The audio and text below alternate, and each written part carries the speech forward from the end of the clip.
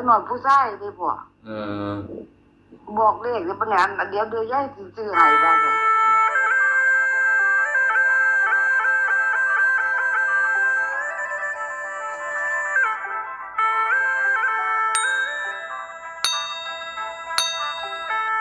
ครับสวัสดีค่ะเป็นจังไดแม่ฝนตกบ่อยู่ทางบ้าน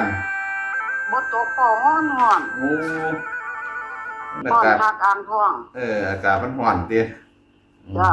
บ่ตกจักมื้อร้อนอากาศมันร้อนมันครึ้มเนาะมันบ่ตกทางบ้านฝนตกดีหนูเห็นอยู่เบิ่งโทรทัศน์โอ้ครับผมแม่นอยู่ครับฝนตกน้ำท่วมบนบ้านจังหวัดแม่นดีๆล่ะบ้านเขาก็ฝนตกแห้งน้ำท่วมแห้งเนาะจ้ะเป็นจังไดมื้อนี้สิฟันธงบ่แม่ฟันธงเลยก็ได้อันเลขที่ปล่อยมานี่3ตัวนี่ฟันธงเลยเนาะฟันธงเลยอันนี้เท่าไหร่ทุ่มให้เบิดไอ้2ตัวนี่อัน9119โอ้ฝันดีติแม่คือได้ทุ่มให้เบิดปานนั้นพ่อหนูลอกได้หนูเสียงนำบ่เสียงบัดนี้ฝันว่าโอ้ยไปงานหยังบ่มีลาบมีก้อยมีสารพัดประเภทคืองานมันบวชนี่แหละโอ้คนบักหลายหนูแต่งตัวงามๆหนูใส่ชุดไทยชุดแบบชุดแบบผ้าไหมนี่แหมครับผ้าไหมแต่งตัวแบบดีเลยแหละไปงานคือจะงานบวชนี่แหละบัดนี้กินกันคนบักหลายนึงบัดนี้คนบักหลายนึงหนูก็ไปกินน้ำข้าวบ่โอ้ยเติ้งลาบสุกลาบแดงเติ้งอันต้มเติ้งมีเยอะแยะโอ้อันฝันว่าได้กินคักๆนี่มันสิบ่แม่นหรือบ่พ่อฝันว่าได้กินคักปานนี้ติหนูมั่นใจเด้นี่บัดหนูมั่นใจเลขตัวนี้คักเลยโอ้แต่ว่าเลขอันนี้เป็นเลขสูตรเนาะแม่เนาะเลขสูตรเอาเลย9119มีอะไรทุ่มไปเลยโอ้มั่นใจคักข้างล่างนี่9119สิเอาขึ้นบนก็แล้วแต่เขาโอ้แต่ว่าแม่เน้นล่างเน้นล่าง9119ครับผมเขียน19เป็นนำอีพ่อก็91ให้เพิ่นกลับเอาเลยแม่9161ซื้อแต่9119บ่ได้ซื้อว่าสิว่ามันก็ถืออยู่ในนี่ล่ะซื้อ91บ่ถือก็จะเก็บได้แล้วเนาะจ้ะเน้นเลยเน้นคักๆเลยเน้นคักๆ9119ก็ฟังคำเว้าเนาะแม่เนาะจ้ะให้กลับเอานำแม่9119 394นี่ก็ทุ่มคือกันโอ้3ตัวนี่มั่นใจว่า3ตัวก็ทุ่มฝันว่าเล็กน้อยมาบอกเมื่อคืนนี่อันนี้เลขฝันบ่แม่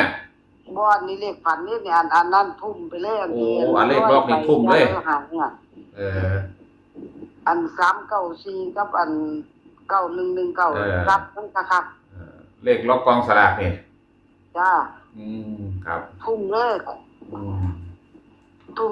1991เลยมันใจคักเนาะมันใจคักกับอันนั้น394น่ะครับบัดนี้มาฝันเมื่อคืนในบัดนี้บัดนี้ปล่อยตอนนี้สิบ่ปล่อยอีกแล้วโอ้ครับคล้ายๆกับว่าอันฟันธงเลยแม่ฟันธงไปเลยเนาะจ้ะฟันธงไปเลยอันฝันเมื่อคืนในบัดฝันว่าผีเด็กน้อยมาบอกเลยว่าอ้อแอะอ้อแอะอยู่ถามว่าเลขออกตัวใดเด็กน้อยบ่เคยเห็นหน้าหรือประมาณ8เดือน9เดือนนี่แหละโอ้ยบ่ทันได้เว้าเป็นบ่ทันได้นั่นตัวมีแต่อ้อๆซื่อตัวนี่เว้าอ้อแอะอยู่ไปใช้เขาไปเห็นเด็กน้อยแม่ฝันจังได๋ผู้จังไปเห็นมันบอกว่าอยากได้แมคโครว่าซั่นโอ้มันบอกคือจังเด็กน้อยเว้าบ่ชัดนั่นแหละเด็กน้อยผู้ชายเด้พ่อบอกเลขเดี๋ยวปะเนี่ยเดี๋ยวยายสิซื้อให้ว่าซั่นเดี๋ยวยายสิซื้ออันแม่โคให้บอกเลขยายเนี่ยไปถามเลขหนูเป็นบ้าหวยจังได๋ก็บ่รู้ มันบอกว่าอันอุ่นอึ้งว่าซั่นข้างล่างมันว่าอุ่นนึงโอ้มันว่าข้างล่างอุ่นนึงอันข้างบนอันมันว่าอองเอสว่าซั่นมันว่า527 มันว่าข้างบนหาสองเจ็ดมันว่ามันออกเอสเลยถึงมาพูดบอกว่าทันเนี่ย บอกบ่สองที่ เพราะพอถมเล็กน้อยประมาณ8 เดือน9 เดือนนี่แหละอันอ้วนจุบุอยู่ไหมอันเตยด้วยอยู่เป็นทหารเป็นอย่างนึงขาตัวนั่นมุ่งจากเขาเป็นผีด้วยเป็นผีเล็กน้อยดิแม่เล็กน้อยมาบอกเลขมันบอกว่าอันข้างบนนั่นได้ล่ะลูกบอก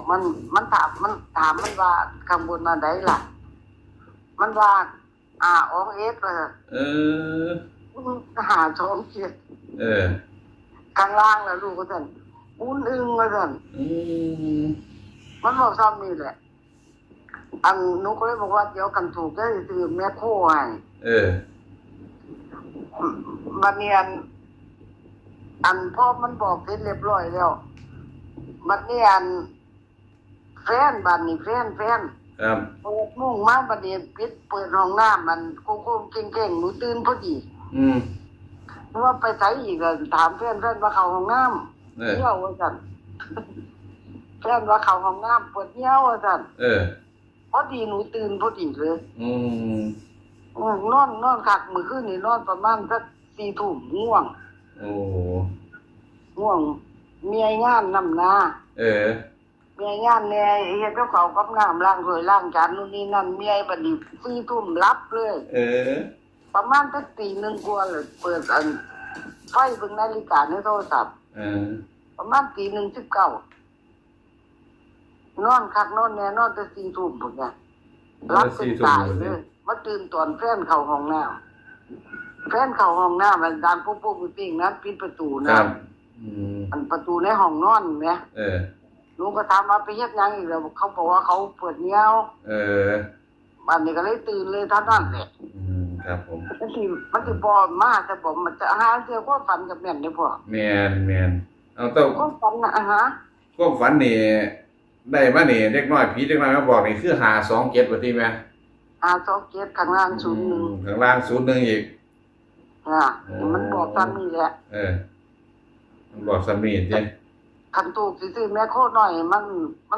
มันก็หัวเราะแบบเพิ่นเด็กน้อยดีใจนะมืออ้วนๆหนูจับมือมันเบิ่งอ้วนลูกปุอยู่อันก็เก่งก็บ่ใส่เด้อบัดนี้ใส่เสื้อกล้ามสีแดงใส่เสื้อกล้ามสีแดงก็เก่งก็บ่ใส่บาดนี้น้ำก็เดาะอยู่มึงชอบเด็กน้อยผู้ชายน้ำก็เดาะเป็นทหารที่ยังแขนนั่นๆอยู่ว่าเด็กน้อยผู้ชายคือหยังนี้แต่ว่าเลขสูตรเท่านี่เน้นไปเลยบัดนี้9119มีเท่าไหร่ทุ่มไปเลยหนูเคยบอกตรงๆเป๊ะแล้วมาแล้ว78ครับเอาอีหลีหนูบอกว่าบ่ต้องกลับออกไปอีหลีเลยแม่แม่นประมาณปี2564น่ะโอ้ยบอกครั้งเดียวด้วยว่าสิออกมาคักออกคักๆเด้อว่าติเด็กน้อยฝันเมื่อคืนนี่ความฝันนี่บ้านเน้นให้เลยได้394กับอัน9119มีเท่าไหร่ทุ่มไปเลยหนูมักกันหนาอีกอย่างนึงล็อกได้แบบคือจังนั้น460น่ะมันอันนี้ความมักส่วนตัวของแม่บินเดียวเนาะจ้าแต่ว่า FC สิมักนำบ่ก็ขึ้นอยู่กับ FC อีกทีนึงจ้า FC มาก็ทุ่มไปเลยไอ้9119อันเลขฝันนี่คือ520ว่าติ527เลขล่าง01จ้ามันบอกตามนั้นเลยมันจะได้แม่โคว่าซั่นตัวน้อยๆก็อยากแม่โคไปเนาะตัวน้อยอยากได้แม่โคแม่โคเดือนของเล่นเด็กน้อยว่าจังได๋ที่แม่นั่นล่ะของเล่นเขาล่ะอยากได้แม่โคซั่นนั้นบ่นั้นหนูก็เลี้ยงกุมารอยู่เด้อพ่อครับผมหนูเลี้ยงไอ้ไข่เด้อโอ้เป็นไอ้ไข่แบบนี้อยากได้เลี้ยงไอ้ไข่แล้วก็เลี้ยงลักย่อมเด้อโอ้ครับผมตัวสีดำกับตัวสีขาวนี่หนูเลี้ยงซื้อน้ำจันทร์มาที่ใจหายอยู่ครับผมอันนี้ก็คือคนมานอนห้องบ่ได้ถึงค่าตัวเองว่าอันนี้คือความฝันของคุณยายเป็นเดียวผีเด็กน้อยมาบอกคือ527กับ01จ้ะส่วน394คือเลขล็อกกองสลาก